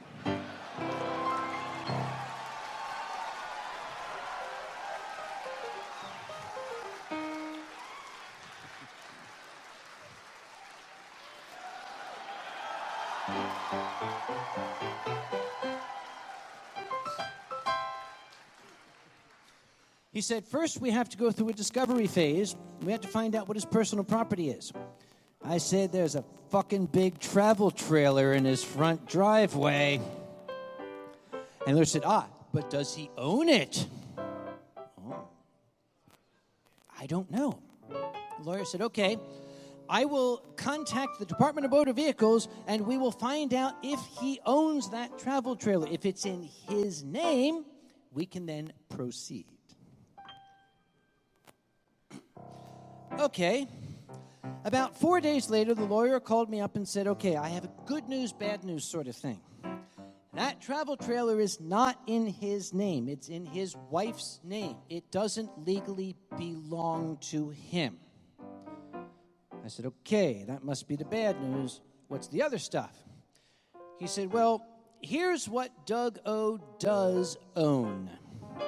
He owns a Kawasaki motorcycle, a Ford Ranger, a Cadillac Escalade, a Porsche 911, and a Lamborghini.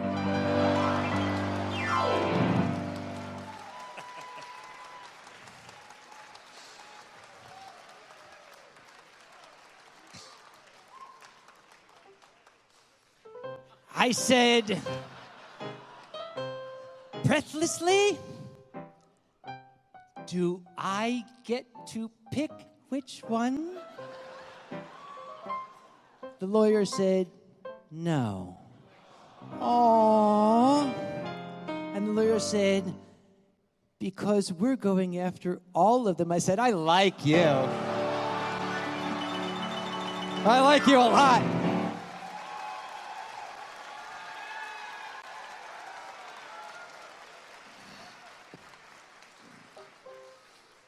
Whoa.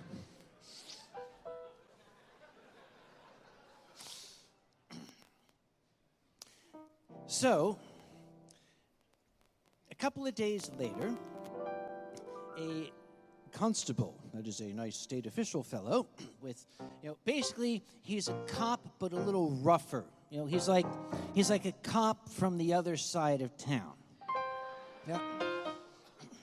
A constable showed up at Doug O's house, and here's the story I got. The constable knocked on the door, and a lady answered, presumably Doug O's wife. And the constable said, I don't know how the Salt Lake City accent goes, so I'll just do Philly, okay? The constable said, because the constable came from Philly originally, said, yeah, ma'am, I'm here for the Lamborghini, okay? And she said, oh, we sold it. Oh, did you now? All right, how about the Porsche? She said, we sold that too. The constable said, okay, you can tell me you sold that Cadillac Escalade, the one I saw you driving in yesterday morning? And she said, no, that's in the repair shop. And the constable said, give me the address of the repair shop. So she did, and he went driving. About 5 minutes later, his cell phone rang, and it was Doug O.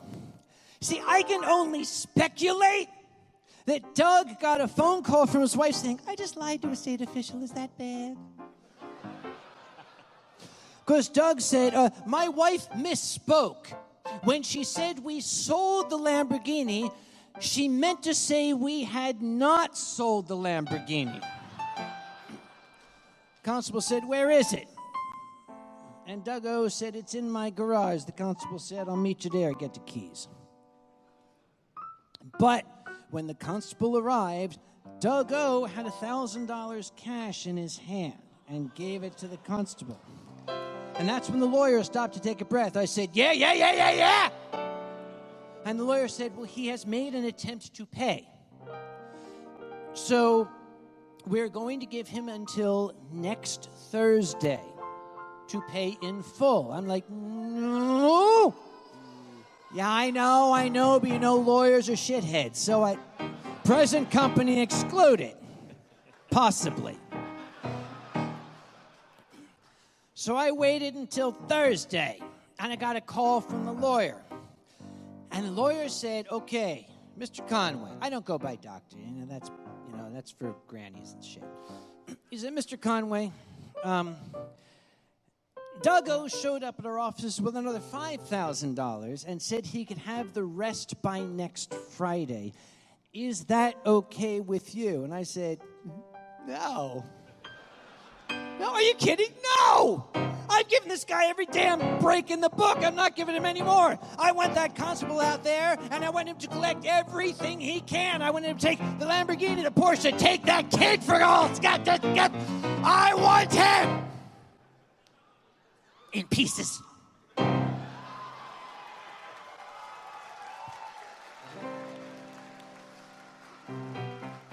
Sorry. Monday arrived, and the lawyer called, and he said, you do understand, Mr. Conway, that to collect all those vehicles and everything is going to cost you a lot of money. And I said, I don't care. I don't care what the hell it costs. I want to see his balls frying on the sidewalk. That's not exactly what I said. Actually, yes, it is, now that I recall. The next day, the lawyer called back and said, I told Mr. O he can have till Friday. I said, and that lawyer man shut me down with this question. I have to ask, Mr. Conway, am I representing Anthrocon or am I representing you? And I said,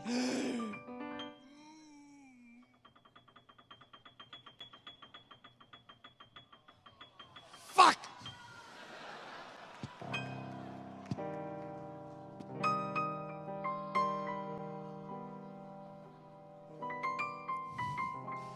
By Friday, all the money was paid.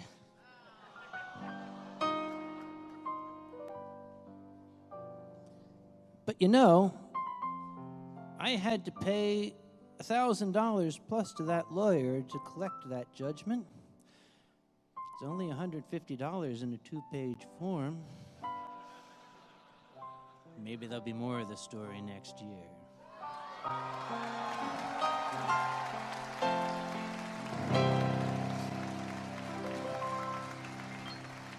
Whoa.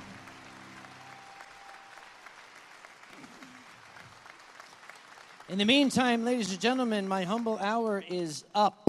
I must quit this stage in about 15 minutes. Anthrocon tonight will be on the same stage. I hope you all take advantage of that 15 minutes to go, take a leak, please, in the bathroom where it belongs. I want to thank all of you for your kind attention. I definitely want to thank Alkali, Bizmuth, and Pandez, and the amazing Fox some more. Come on out here. Hey, come on out. And our astonishing interpreters who have made this accessible to folks who might otherwise not have. Where's Pandez? Good, he's doing it right. What? I'll tell you what, bring up the house lights so these people can go out and take a pee. Since we had to quit this stage. Oh, hi, Pandez, I didn't see you. I'm sorry. Hey, how are you, buddy? Happy Canada Day, eh? Guys, we're going to go out in the concourse. You want to talk to us out there, but we're coming right back in here for Anthrocon tonight in about 15 minutes. Thank you all very much. You guys rock.